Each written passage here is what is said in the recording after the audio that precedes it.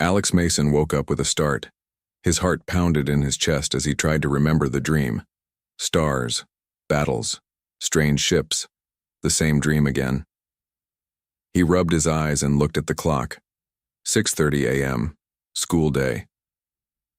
The 17-year-old got out of bed and walked to the bathroom. In the mirror, he saw the same face as always. Brown hair that never stayed neat. Blue eyes and a small scar above his right eyebrow from a bike accident when he was 10. Nothing special. Just a normal kid from a small Montana town. He splashed, water on his face. Something felt different today, a tension in the air, a feeling like being watched. Alex. Breakfast. His mom, Catherine, called from downstairs. In the kitchen, Catherine placed a plate of eggs and toast in front of him.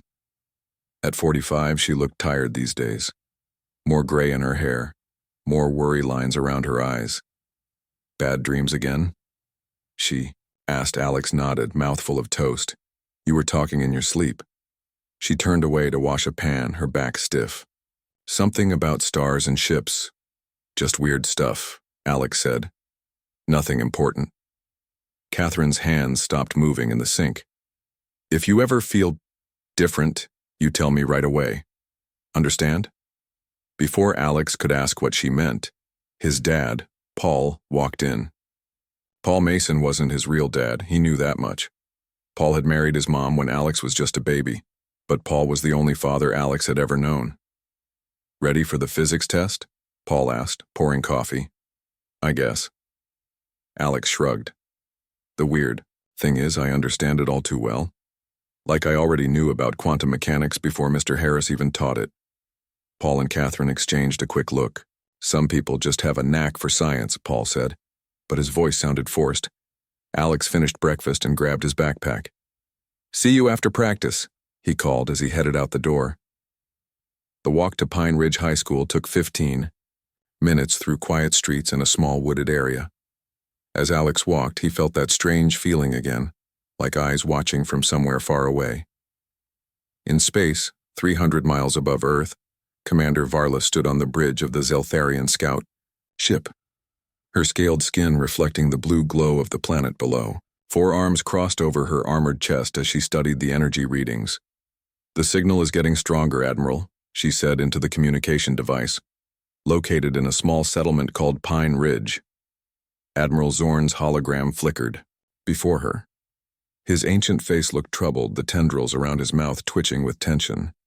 If it is truly the energy signature of the Baba Yaga, we must act quickly, Zorn said. 20 years we have searched. 20 years since she disappeared after destroying 3 of our battle fleets single-handedly. The signature is different, Varla noted. Younger, less defined. An offspring? Zorn's voice dropped to a whisper. By the void, if the Baba Yaga reproduced. Impossible to tell without closer scanning, Varla said. The primitives have no planetary defenses. We can send a strike team to the source. Do it, Zorn ordered. If it is her child, kill it before it reaches full power. The communication ended. Varla turned to her strike team, 6 elite warriors in full battle armor. Prepare for planetfall. Target the energy source. No survivors. At school, Alex sat in physics class, barely listening as Mr. Harris explained concepts Alex somehow already understood. His head hurt today. Sharp pains behind his eyes. Halfway through class, Alex dropped his pencil. When he bent to pick it up, he saw it. The pencil was floating an inch above the floor. He blinked, and it fell. Heart racing, he sat up straight, looking around to see if anyone had noticed. During lunch, he sat with his best friend Jack and tried to act normal. You look like you've seen a ghost, Jack said, taking a bite of his sandwich. Just tired, Alex replied. Not sleeping great. It's because of Samantha Parker, Jack grinned. You keep staring at her in English class. Alex smiled weakly. Normal teenage problems seemed so distant today. That's when he felt it. A vibration. Not a sound, but something he could feel in his bones. He looked out the cafeteria window just as a dark shape moved across the sun. The lights flickered, then went out. Students groaned, thinking it was a power outage. Alex stood up, an inexplicable fear gripping him. We need to leave. Now. What are you talking about? Jack asked. The roof of the cafeteria exploded inward. Debris fell as students screamed and ran. Through the new hole in the ceiling, Alex saw a ship. Sleek, black, like nothing built on Earth.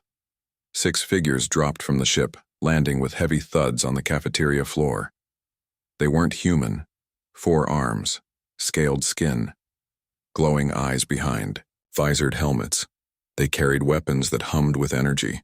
Find the signal source, one ordered, voice harsh and clicking. Students and teachers ran for the exits. The aliens ignored most of them, their visors scanning the crowd. Alex couldn't move. Something told him they were looking for him. One alien turned, visor pointing directly at Alex. It raised its weapon. Target located. A blast of energy hit the table where Alex had been standing seconds before. Jack pulled him down just in time. What the hell? Jack yelled. More blasts, more screams.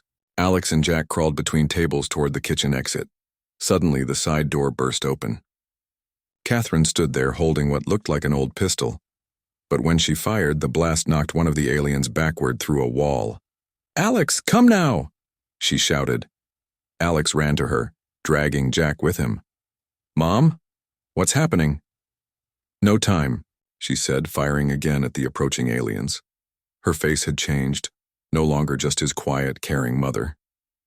Her eyes were cold, movements precise like a soldier's. "The cabin, go to the cabin, I'll meet you there." "I don't understand." "You will." She pressed something into his hand, a pendant, silver, with strange markings. "Your real mother left. This for you. It will protect you." "Real mother? What are you talking about?" An energy blast hit the wall behind them. Catherine pushed both boys through the door. "The mountains, the cabin, 3 days if I'm not there." Her voice caught. "There's a letter in the fireplace brick. Read it." She turned back toward the aliens, firing her strange weapon again. Alex and Jack ran. Behind them, the school burned. Above, more dark ships appeared in the sky. Who were those things? Jack gasped as they ran into the woods. "What do they want?" Alex clutched the pendant. It felt warm in his hand, almost alive. "They want me," he said quietly. "And I think my mom, my real mom, is someone called the Baba Yaga." The pendant began to glow with a soft blue light. The same light that now flickered beneath Alex's skin. The same light that was beginning to shine from his eyes. Alex and Jack ran through the woods, breath coming in sharp gasps. Behind them, smoke rose from the school. Strange ships still circled in the sky. "We need to get to the cabin," Alex said. His hand clutched the pendant his mother had given him. It pulsed with blue light. "What cabin?" Jack asked. "And what did you mean about your real mom?" Alex shook his head. "The hunting cabin in the mountains. My dad, Paul, takes me there sometimes." He didn't answer the second question. He didn't know the answer himself. They stuck to the trees, avoiding roads and open spaces. Twice they heard the hum of the alien ships passing overhead. Each time they pressed themselves against the ground until the sound faded. As they climbed higher into the mountains, Alex felt the pendant grow warmer. The blue glow spread, tracing lines up his arm like glowing veins. "Dude, what's happening? To you?" Jack's eyes widened. Alex looked at his arm. The glow pulsed with his heartbeat. "I don't know." By sunset, they reached the small wooden cabin nestled among pine trees. It looked the same as always, a simple one-room structure with a stone fireplace. But now Alex wondered what secrets it might hold. Inside, he went straight to the fireplace. "Help me check the bricks," he told Jack. They pressed and pulled, at each brick until one moved. Behind it was a small space containing a sealed envelope and a metal box. Alex took both and sat on the floor. The envelope contained a single page, covered in neat handwriting. "Alex," it began, "if you're reading, they've found you. I hoped this day would never come. The pendant will activate your abilities. You are not just human. Your real mother altered your DNA before you were born. You are her legacy." Alex's hand trembled as he read. Your birth mother was known as the Baba Yaga to her enemies. She was the most feared human in the galaxy, an unstoppable force against the Zeltharian Empire. I was her friend, not your real mom. I promised to keep you safe. The box contains a communicator. Contact William Harrington, in Nevada. The coordinates are programmed in. He was your mother's ally. He will train you. Trust the pendant. Trust your instincts. Your mother loved you more than anything in the universe. That's why she left. To draw the Empire away from Earth. Away from you. It was signed simply. Catherine. Jack read over his shoulder. Galaxies? Empires? Is this for real? Before Alex could answer, the pendant flared with blinding light. Pain shot through his body. He fell to the floor, back arching as the blue glow covered him completely. Jack backed away. Alex? Inside, Alex's mind information exploded like fireworks. Languages he'd never heard. Star maps of places he'd never seen. Combat techniques his body had never performed. It felt like his skull would split open from the flood of knowledge. Then, as suddenly as it began, the pain stopped. Alex sat up, gasping. His vision had changed. He could see in the dark cabin as clearly as daylight. He could hear Jack's racing heartbeat. Are you okay? Jack asked. Alex stood up. He felt different, stronger, lighter. His mind processed everything faster, clearer. I think this is what the pendant does. It's activating something in me. He opened the metal box. Inside was a small disc, unlike any technology he'd seen on Earth. When he touched it, it lit up with the same blue glow as the pendant. A map appeared in the air above the disc, a hologram showing the western United States with a blinking dot in Nevada. We need to get there, Alex said. How? We're kids with no car, no money, and aliens hunting us. Alex looked at his hands. The blue light had faded, but he could feel the power humming beneath his skin. I think I can handle the aliens. As if summoned by his words, they heard the hum of an approaching ship. They tracked us, Alex said. He grabbed the communicator and the letter, stuffing them in his pockets. Out the back. They slipped out the rear door as a ship landed in front of the cabin. 3 aliens emerged, the same 4-armed warriors from the school. Alex and Jack crouched behind trees, watching as the aliens approached the cabin. We need to run, Jack whispered. No, Alex said. Something new stirred inside him. Confidence, anger, and knowledge he hadn't possessed hours ago. I need to learn what I can do. Before Jack could stop him, Alex stepped into the clearing, behind the aliens. Looking for me? The warriors spun around, weapons raised. The offspring, one hissed. Capture for study. Alex felt time slow down. He saw the energy blast leave the alien's weapon with perfect clarity. Instinctively he moved, faster than he'd ever moved before. The blast hit the tree where he'd been standing. The alien spread out, trying to surround him. Alex's body seemed to know what to do without his conscious direction. He leaped, covering an impossible distance, landing behind one alien. His hand found the junction between armor plates at its neck. He squeezed and the alien dropped.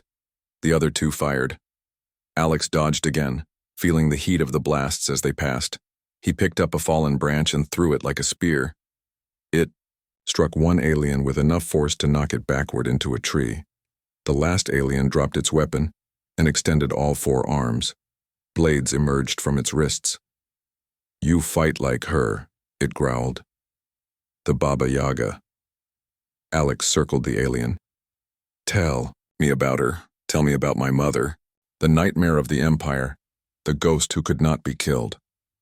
The alien lunged, blades slashing. But you are not her. You are untrained. Weak. Alex dodged most blows, but one blade caught his arm, leaving a shallow cut. He felt no pain, only a cold anger. He grabbed the alien's upper right arm and twisted. Something snapped. The alien howled. Who sent you? Alex demanded. Admiral Zorn. He will not stop. The entire fleet hunts you now. The alien's lower left hand moved to its belt. Alex saw the small device too late. A bright light flashed. When Alex could see again, all three aliens were gone, teleported back to their ship. The ship's engines fired. It rose into the night sky and vanished among the stars. Jack emerged from the trees, face pale. What was that? What did you do to them? Alex looked at his hands. The cut on his arm was already healing, the edges sealing with a faint blue glow. I think I'm becoming what I was meant to be. He looked up at the stars, wondering which one held Admiral Zorn and his fleet, wondering if his real mother was still out there somewhere. We need to get to Nevada, he said, to find William Harrington. And then what? Alex closed his hand around the pendant. Then I learn everything I can, because they won't stop coming, and next time, I need to be ready. In orbit, Commander Varla knelt before the hologram of Admiral Zorn. The offspring disabled 3 warriors, Admiral. Its abilities are manifesting, just as we feared. Zorn's ancient face showed no emotion. Deploy all hunter-killer drones. Find the female protector. Through her, we will capture the child. And if we cannot capture it, then Earth burns, Zorn said simply. We cannot risk another Baba Yaga. Morning light filtered through the trees as Alex and Jack made their way down the mountain. They had slept in shifts through the night, watching the skies for alien ships. We need transportation, Alex said. It's too far to walk to Nevada. They reached the edge of town and stopped, hiding in the tree line. Police cars and what looked like military vehicles surrounded the school. People in hazmat suits picked through the rubble. They're covering it up, Jack whispered. Probably saying, it was a gas leak or something. Alex nodded. We can't go home. They'll be watching. Jack pulled out his phone. My cousin Greg has a car. He works at the gas station on the edge of town. He looked at Alex. Can we trust him? Alex considered this. His senses, now heightened by whatever the pendant had activated, told him they needed allies. Call him. Tell him to meet us at the old railroad bridge, but don't tell him everything. 30 minutes later, they waited under the abandoned railroad bridge outside town. Alex sensed someone approaching before he heard the footsteps. Greg appeared, a skinny 20-year-old with a worried expression. Jack, what's going on? Everyone's talking about the school exploding. Jack looked at Alex, who nodded.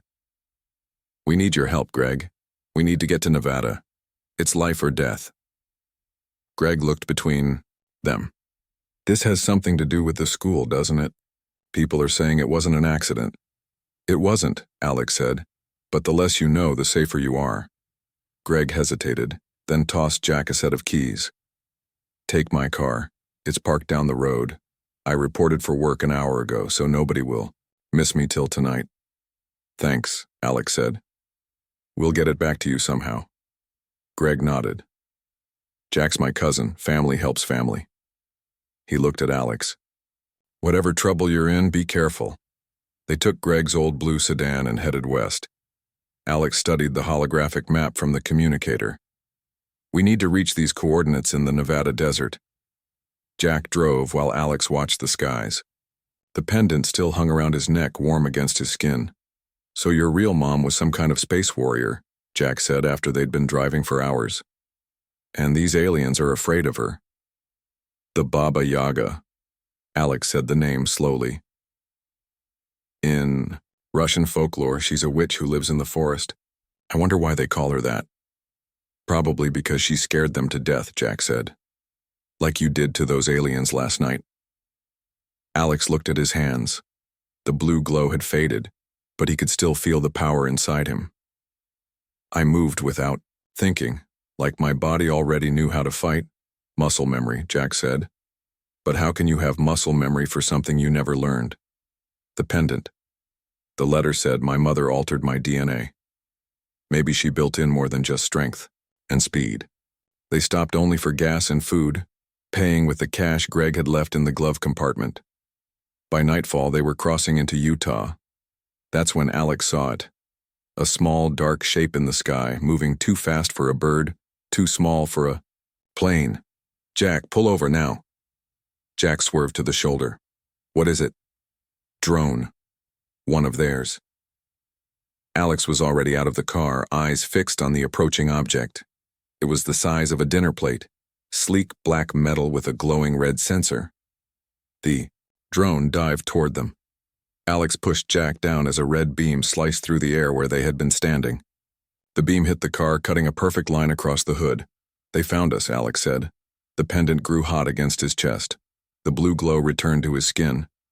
The drone circled for another attack. This time Alex was ready. As it dived, he grabbed a rock and threw it with perfect accuracy. The drone exploded in midair, raining metal fragments. We can't use the car anymore, Alex said. They'll track it. They grabbed their backpacks and ran, leaving the road behind. For hours they moved across the desert landscape, guided by stars. And the holographic map. More coming, Alex said suddenly, hearing a distant humming. A lot more. The sky behind them filled with tiny dark shapes, dozens of drones approaching fast. We'll never outrun them, Jack said, breathing hard. Alex made a decision. You need to go in a different direction. They're tracking me, not you. I'm not leaving you. You have to. I move faster alone. Alex handed Jack the communicator. Get to these coordinates. Find William Harrington. Tell him I'm coming. Before Jack could argue further, Alex ran. Blue, light now visibly pulsing beneath his skin. The drones followed, ignoring Jack. Alex pushed his new abilities to their limits. He ran faster than any human should be able to, leaping over rocks and gullies. The drones fired, red beams cutting through the night. Alex dodged most, but one grazed his shoulder, leaving a burning cut. He needed a plan. He couldn't outrun them, forever. Ahead he saw rock formations, natural cover. He darted between the stones, using them as shields. One by one he tricked the drones into crashing or lured them close enough to destroy with his bare hands. But there were too many. A beam hit his leg. Alex fell, rolling behind a boulder as more beams struck around him. The wounds burned, but the blue glow was already working to heal them. He was cornered. At least 20 drones still circled above. Then he noticed something, a pattern in their movements. They weren't trying to kill him. They were hurting him. A new sound cut through the night, a ship approaching, larger than the ones at the school. It hovered directly above, bathing the area in bright white light. A voice boomed from the ship, speaking English with a strange accent. Son of Baba Yaga, we have your protector. A beam projected an image in the air. Catherine, bloody and bruised, held between two aliens. Surrender, or she dies, the voice continued. You have 30 seconds. Alex's mind raced. The pendant burned against his skin as if responding to his emotions. Catherine had raised him, protected him. He couldn't let her die. 20 seconds. He stood, raising his hands. I surrender. A beam of light shot down from the ship, surrounding him. Alex felt his feet leave the ground as he was pulled upward. The drones followed, escorting him into the belly of the alien vessel. Inside, metal walls surrounded him. 4 armed warriors approached, weapons trained on him. Behind them stood Commander Varla, her scaled skin gleaming under the harsh lights. Where is Catherine? Alex demanded. Varla made a sound that might have been laughter. The Protector is aboard the command ship with Admiral Zorn. Cooperate, and she lives. What do you want from me? Information. About your abilities. About your mother. Varla circled him. The Baba Yaga disappeared 20 years ago after decimating 3 fleets. Where did she go? I don't know. I didn't even know who she was until yesterday. Varla gestured, and 2 warriors grabbed Alex's arms. We shall see what you know and don't know. Take him to the examination chamber. They dragged him through corridors lined with technology beyond anything on Earth. Alex didn't resist. Not yet. He needed to find Catherine first. As they passed a window, he glimpsed Earth below, beautiful and blue, unaware of the danger it faced. Somewhere down there, Jack was trying to reach William Harrington. Alex's only hope now. In the examination chamber, they strapped him to a metal table. Strange devices hung from the ceiling. "Your mother had extraordinary abilities," Varla said, adjusting the devices. "Let us see if you inherited them all." She pressed a button. Pain shot through Alex's body. The pendant glowed brighter than ever, fighting against whatever they were doing to him. Alex closed his eyes, focusing on the pain, letting it fuel his anger. The pendant's glow spread throughout his body. "Interesting," Varla said. "The enhancements are still developing." She increased the power. Alex screamed. Then something inside him broke free. The blue glow exploded outward in a shockwave that threw Varla across the room. The restraints shattered.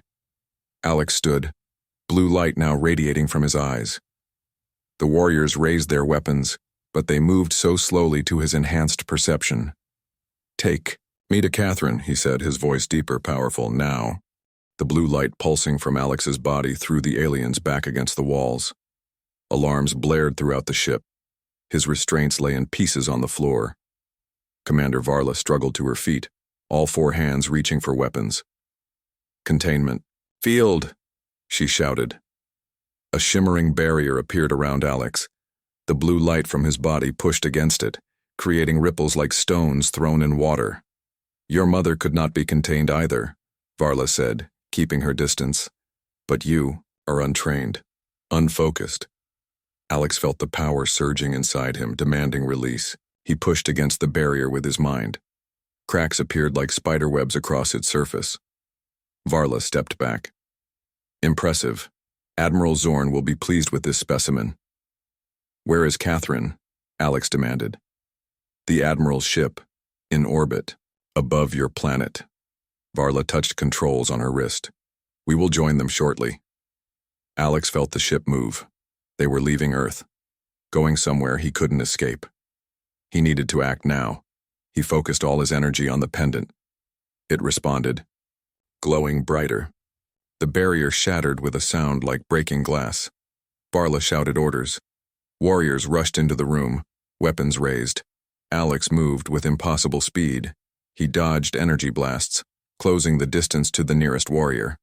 One punch sent the alien flying across the room. More warriors entered. Too many to fight.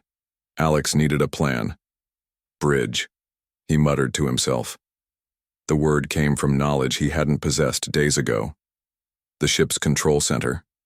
That's where he needed to go. He charged through the doorway, knocking aside warriors. As he went, the corridor stretched ahead, doors on either side. Which way? Instinct guided him. Left at the first junction, right at the second. The pendant seemed to pulse with each correct turn, growing warmer against his skin. Behind him, warriors gave chase. Ahead, a large door blocked the corridor, the bridge. It was sealed, but Alex barely slowed. He hit the door with his shoulder, enhanced strength turning metal into twisted scraps. Inside, alien crew members turned in shock. At the center, a hologram showed Earth growing smaller. They were already in space. Alex didn't hesitate. He leaped to the main control panel, hands moving with knowledge he didn't understand. The hologram shifted, showing a much larger ship in orbit around Earth. The Admiral's command vessel. "Stop him!" someone shouted. Alex felt a blast hit his back. Pain lanced through him, but the blue glow quickly spread to the wound. He kept working the controls, linking the ship's systems to his pendant. The blue light spread from his hands into the panel. Varla appeared at the door, flanked by warriors. "Stand down, human?" "No," Alex said simply. "You will take me to Catherine." "Or what?" Varla challenged. Alex smiled. "Or this." He pressed his palm flat against the control panel. The pendant flared with blinding light. Every screen on the bridge displayed the same blue glow. "Ship systems compromised," a computerized voice announced in the alien language. But Alex understood it now. "What are you doing?" Varla demanded. "Taking control," Alex replied. "Setting course for the Admiral's ship." The engines fired with new power. The stars blurred as the ship accelerated. Varla lunged forward, but Alex knocked her back with a wave of blue energy. Secure yourselves, he warned the crew. This will be a rough docking. Meanwhile, on Earth, Jack trudged through the Nevada desert. The communicator's map showed he was close to the coordinates. Ahead, a collection of junk rose from the desert floor. Old cars, rusted metal sheets, broken machinery. It looked like a junkyard. Jack approached cautiously. "Hello," he called. "I'm looking for William Harrington." Silence. Then the sound of a rifle being cocked. "That's far enough," a gruff voice said. An old man stepped from behind a stack of cars, rifle aimed at Jack's chest. He wore faded military pants and a stained t-shirt. His gray beard reached his chest and his eyes were sharp under bushy eyebrows. "Are you William Harrington?" Jack asked. "Who's asking?" "My name is Jack. I'm a friend of Alex Mason. He sent me to find you." The rifle lowered slightly. "Mason? Catherine's boy?" Jack nodded. "They've got him, the aliens. They took him and Catherine." The rifle lowered completely. "Damn, I knew this day would come." Harrington gestured for Jack to follow. "Inside, quickly." They walked through the junkyard to a small trailer. Harrington opened the door, revealing not a living space, but an elevator. "Welcome to the Resistance, kid," Harrington said as they descended. The elevator opened into a vast underground complex. Screens lined the walls, showing star maps and data streams. Strange devices hummed with power. "What is all this?" Jack asked in wonder. "Leftovers from the war," Harrington explained. 20 years ago, the Zeltharians tried to invade Earth secretly. A small group fought back. Your friend's mother led us. One screen showed Earth from orbit. A blinking light appeared, moving fast. Harrington frowned. "Something's entered orbit." He worked the controls, zooming in. Zeltharian scout ship, moving, erratically. "Is it Alex?" Jack asked. "Let's find out." Harrington activated a communication system. "Unknown vessel, this is Earth Resistance Base Alpha. Identify yourself." Static hissed, then a familiar voice. "Jack? Harrington? This is Alex Mason. I've taken control of a Zeltharian ship."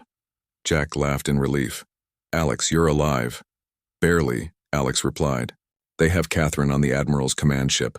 I'm heading there now." Harrington leaned close to the speaker. "Mason, this is Harrington. Don't engage the command ship. It's too powerful. Return to Earth." "I can't abandon Catherine. You'll die, boy." Harrington's voice softened. "Just like your mother did when she faced them alone." Silence. Then Alex asked, "My mother is dead?" Harrington sighed. "We don't know for sure. She went to face the Zeltharian fleet alone. Never returned. That was right after you were born." On the scout ship, Alex processed this information. The pendant seemed to grow heavier around his neck. "I'm still going," he decided. "But I need help. Can you track this ship?" "Already am," Harrington confirmed. "What's your plan?" "I don't have one yet, but I can feel my abilities growing. The pendant is changing me." "The awakening," Harrington said. "Your mother designed those enhancements to activate gradually. You're becoming what she intended, a warrior who can face the Empire." A warning flashed on Alex's stolen ship. The command vessel had detected them. "They're powering weapons," Alex reported. "I'm going to try to dock before they can fire." "That's suicide," Harrington warned. "Maybe, but it's Catherine's only chance." Alex looked at the massive ship growing larger in his view screen. "If I don't make it, find a way to warn Earth. The Zeltharians won't stop with me." He cut the communication and focused on piloting. The stolen ship raced toward the command vessel, evading initial weapons fire. The pendant glowed brighter than ever, connecting Alex to the ship's systems. On the command vessel's bridge, Admiral Zorn watched the approaching scout ship with growing anger. "The offspring has control of one of our ships," he hissed. "Impossible." Catherine, held between two warriors, smiled despite her bruises. "Not impossible. He is his mother's son." "Destroy that ship," Zorn ordered. Weapons fired. Alex dodged most. Blasts but one hit the ship's engines. Systems failed. Warning lights flashed. "Controls not responding," he muttered, but he was too close to give up now. Alex directed all power to the engines for one final push. The scout ship hurtled toward the command vessel's docking bay. Too fast to stop, too damaged to land safely.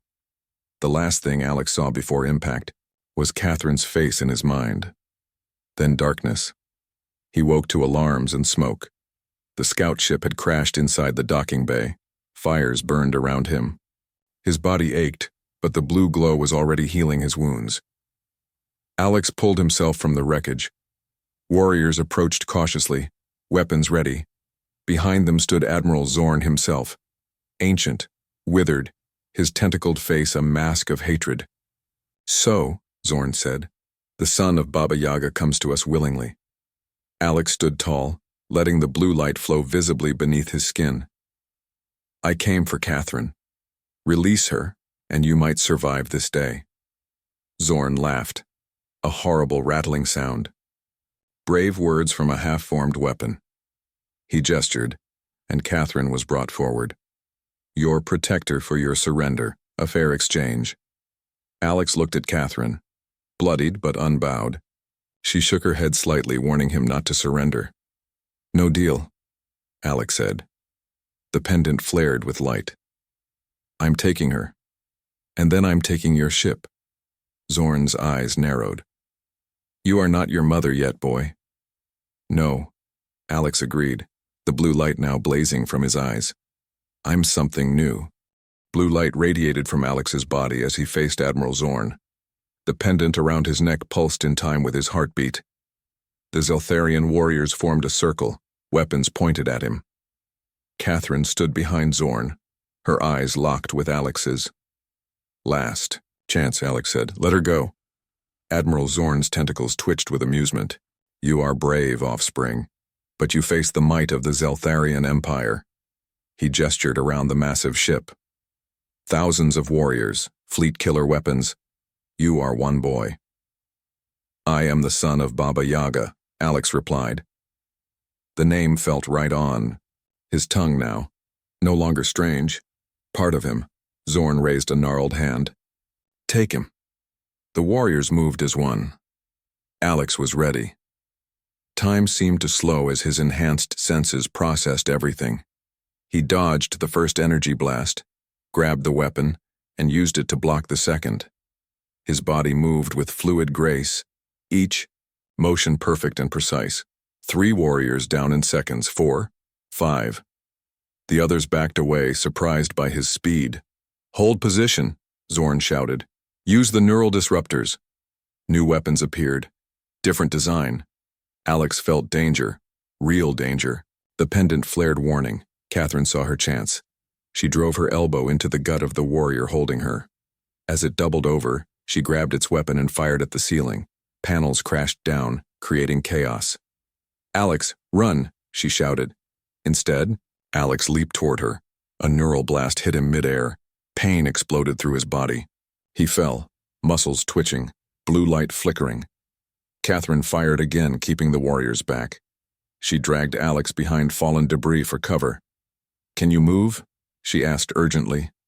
Alex fought against the neural scrambler's effects. The pendant glowed, helping him recover. "Almost," he gasped. "We need to reach the escape pods," Catherine said. "This way." She helped him up. Together they moved through the smoke and confusion, Catherine leading with the stolen weapon. Admiral Zorn's voice boomed over the ship's communication system. "All warriors to Docking Bay 3, do not let them escape." They ran through corridors, Catherine shooting control panels to seal doors behind them. Alex's strength returned with each step, the blue glow growing steadier. "How do you know your way around this ship?" Alex asked. Catherine's face hardened. "I wasn't always your guardian. I fought in the resistance with your mother, with William Harrington." They reached a junction. Catherine checked both directions, then pointed left. "Escape pods this way." "Wait," Alex said. He touched a control panel on the wall. The pendant connected him to the ship's systems. Information flowed into his mind. Schematics, power distribution, weapons. "What are you doing?" Catherine asked. "Something my mother would do," Alex replied. His fingers moved across the alien controls, creating a distraction. Alarms blared. Lights switched to red emergency mode. Reactor containment breach detected, the ship's computer announced in the alien language. Emergency protocols engaged. Now run, Alex said. They sprinted down the corridor. Warriors appeared ahead. Alex didn't slow.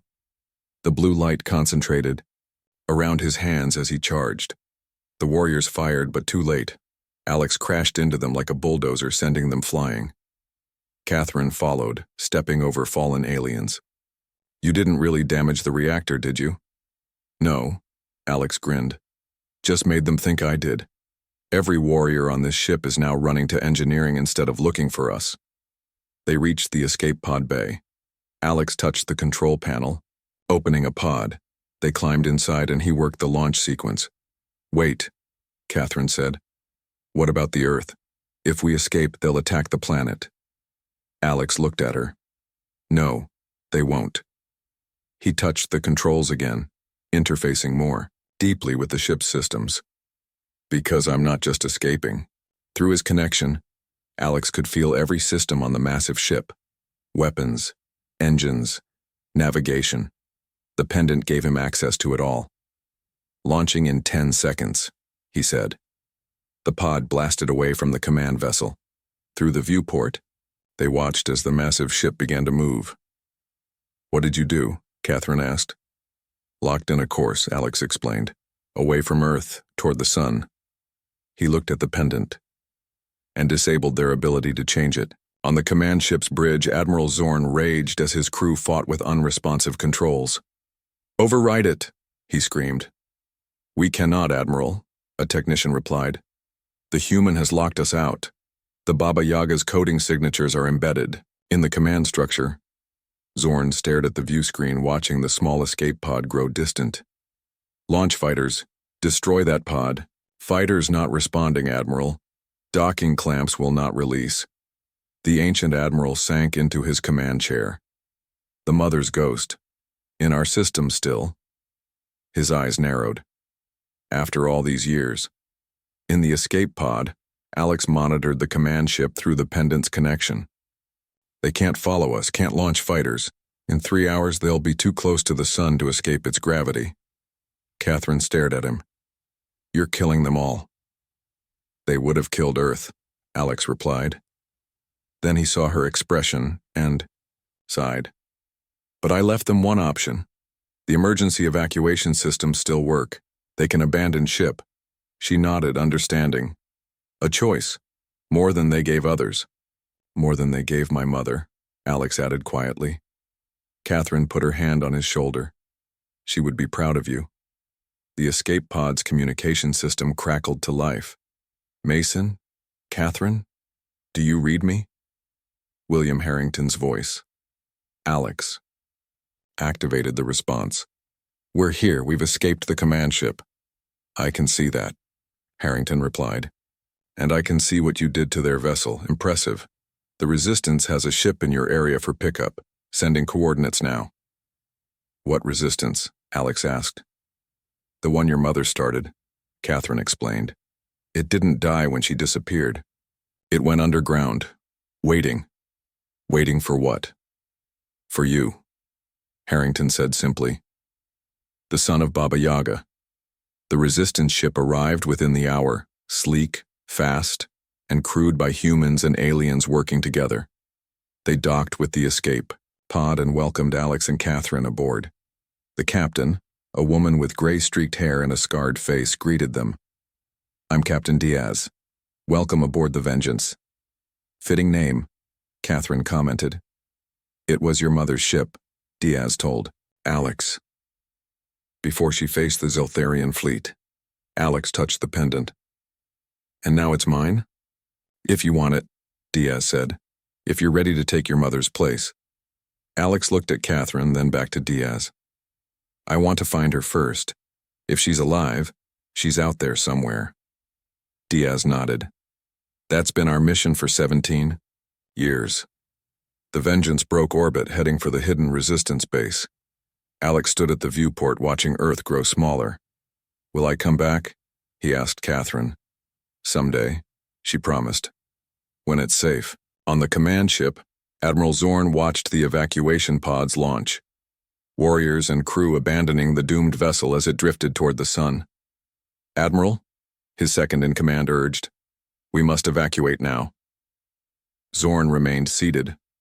Go if you wish, I will not run from a child. A child who defeated you, the officer noted. Not me, Zorn hissed. The Empire lives.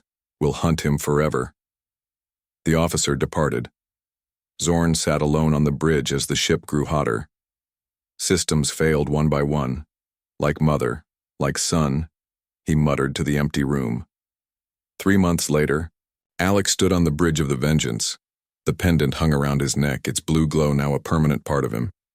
He had mastered most of his abilities under Harrington's training. Catherine entered the bridge. The Council is waiting. Resistance Council. Representatives from 12 species oppressed by the Zeltharian Empire. They had gathered to meet the son of Baba Yaga. Are you ready? Catherine asked. Alex nodded. I think so. He touched the ship's controls, feeling the connection through the pendant. We received a new signal. From the Cassini sector. Another. False lead? Maybe. Alex brought up the star chart. But this one feels different. Catherine studied the data. That's deep in Empire territory. I know. Alex's eyes glowed blue with determination. But if my mother is there, I'm going to find her. And if the Empire stands in my way. He let the thought hang unfinished. The Council wants you to lead the resistance, Catherine said. Like your mother did. I will, Alex promised. But first I need to finish what she started. Find the truth. The Vengeance's engines hummed, ready for the journey. Jack had joined them, unable to return to a normal life on Earth after what he'd seen. Harrington served as tactical advisor. Set course for the Cassini sector, Alex ordered. As the ship leaped to faster-than-light travel, Alex felt the pendant warm against his skin. Somewhere out there, answers waited. About his mother, about himself, about the power that flowed through his veins. The Empire had tried to kill him, not knowing who he was. Now they would learn. The son of Baba Yaga had awoken. His journey was just beginning, and the stars themselves would remember his name.